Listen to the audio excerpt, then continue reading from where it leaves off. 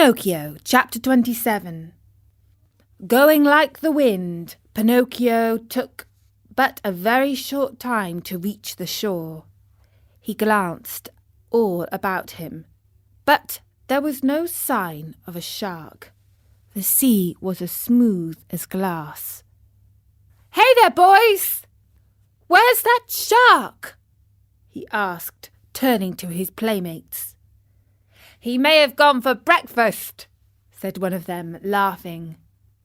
"Or perhaps he went for a little nap," said another, laughing also. From the answers and the laughter which followed, Pinocchio understood that the boys had played a trick on him. "What now?" he said angrily to them. "What's the joke?" "Oh, the joke's on you!" cried his tormentors, laughing more heartily than ever and dancing gaily around the marionette. "And that is?" "That we have made you stay out of school to come with us. Aren't you ashamed of being such a goody-goody and of studying so hard? You never have a bit of enjoyment. And what is it to you if I study? What does the teacher think of us, you mean? Why? Don't you see? If you study and we don't, we pay for it. After all, it's only fair to look out for ourselves. What do you want me to do? Hate school and books and teachers as we all do. They are your worst enemies, you know, and they like to make you as unhappy as they can. And if I go on studying, what will you do to me? You'll pay for it." "Really, you amuse me," answered the marionette, nodding his head. "Hey, Pinocchio!" cried the tallest of them. "That will do. We are tired of hearing you bragging about yourself, you little turkey cock. You may not be afraid of us, but remember, we are not afraid of you either. You are alone, you know, and we are 7. "Like the 7 sins?" said Pinocchio, still laughing. "Did you hear that? He has insulted us all. He has called us sins. Pinocchio, apologize for that or look out." "Cuckoo," said the marionette, mocking them with his thumb to his nose. "You'll be sorry. Cuckoo. We'll whip you soundly. Cuckoo. You'll go home with a broken nose. Cuckoo. Very well then, take that. And keep it for your supper," called out the boldest of his tormentors. And with the words, he gave Pinocchio a terrible blow on the head. Pinocchio answered with another blow, and that was the signal for the beginning of the fray. In a few moments, the fight raged hot and heavy on both sides. Pinocchio, although alone, defended himself bravely. With those 2 wooden feet of his, he worked so fast his opponents kept at a respectful distance. Wherever they landed, they left their painful mark, and the boys could only run away and howl. Enraged at not being able to fight the marionette at close quarters, they started to throw all kinds of books at him. Readers, geographies, histories, grammars flew in all directions. But Pinocchio was keen of eye and swift of movement, and the books only passed over his head, landing in the sea and disappearing.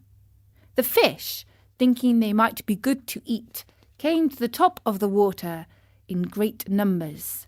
Some took a nibble, some took a bite, but no sooner had they tasted a page or 2 than they spat them out with a wry face, as if to say, "Oh, what a horrid taste! Our own food is much better." Meanwhile, the battle waxed more and more furious, At the noise, a large crab crawled slowly out of the water, and with a voice that sounded like a trombone suffering from a cold, he cried out, "Stop fighting, you rascals! These battles between boys rarely end well. Trouble is sure to come to you." Poor crab! He might as well have spoken to the wind.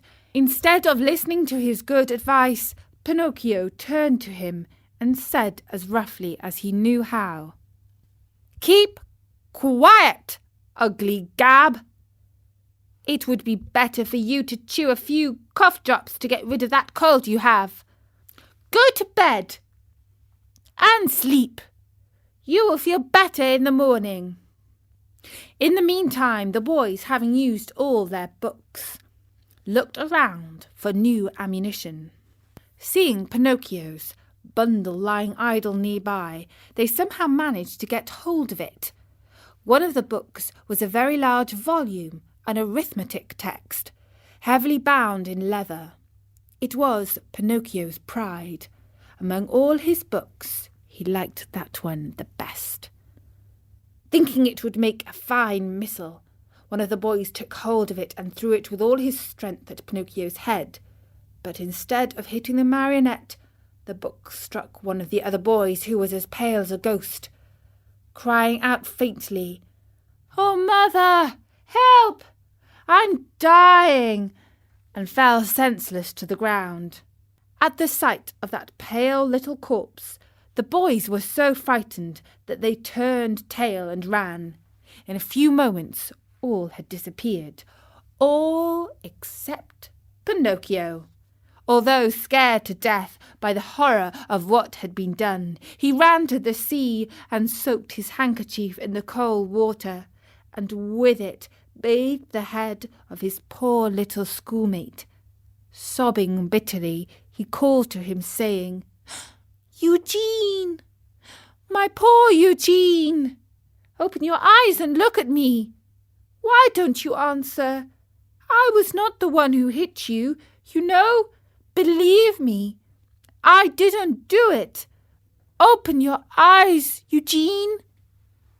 If you keep them shut, I'll die too. Oh, dear me. Oh, shall I ever go home now? How shall I ever look at my little mother again? What will happen to me? Where shall I go? Where shall I hide?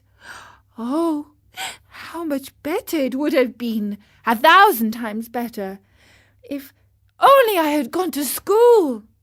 Why did I listen to those boys? They were always a bad influence. And to think that the teacher had told me, and my mother too, beware of bad company. That's what she said. But I am stubborn and proud. I listen, and always I do as I wish. And then I pay. I've never had a moment's peace since I've been born. Oh, dear! What will become of me? What will become of me?" Pinocchio went on crying and moaning and beating his head. Again and again he called to his little friend, when suddenly he heard heavy steps approaching. He looked up and saw 2 tall carabineers near him. "What are you doing, stretched out on the ground?" they asked Pinocchio. "I'm helping this schoolfellow of mine." "Has he fainted?" "I should say so," said one of the carabineers, bending to look down at Eugene. "The boy has been wounded on the temple. Who has hurt him?"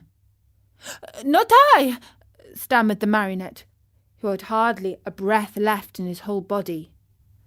"If it wasn't you, who was it then?" "Not I," repeated Pinocchio. "And with what was he wounded?"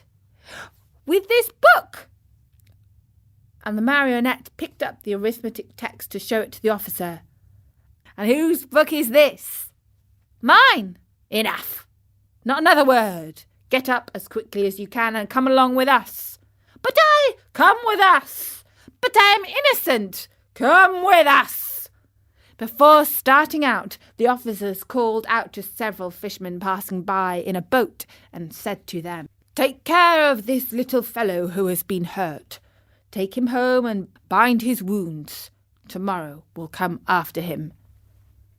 Then they took hold of Pinocchio and, putting him between them, said to him in a rough voice, "March, and go quickly, or it will be the worse for you." They did not have to repeat their words. The marionette walked swiftly along the road to the village.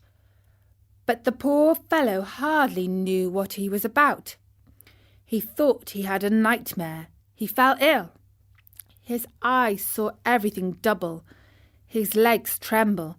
His tongue was dry. And try as he might, he could not utter a single word. Yet, in spite of this numbness of feeling, he suffered keenly at the thought of passing under the windows of his good little fairy's house. What would she say on seeing him between two carabineers? They had just reached the village when a sudden gust of wind blew off Pinocchio's cap and made it go sailing far down the street. "Would you allow me," the marionette asked the carabineers, "to run after my cap?" "Very well, go, but hurry." The marionette went, picked up his cap, but instead of putting it on his head, he stuck it between his teeth, and then raced toward the sea. He went like a bullet out of a gun.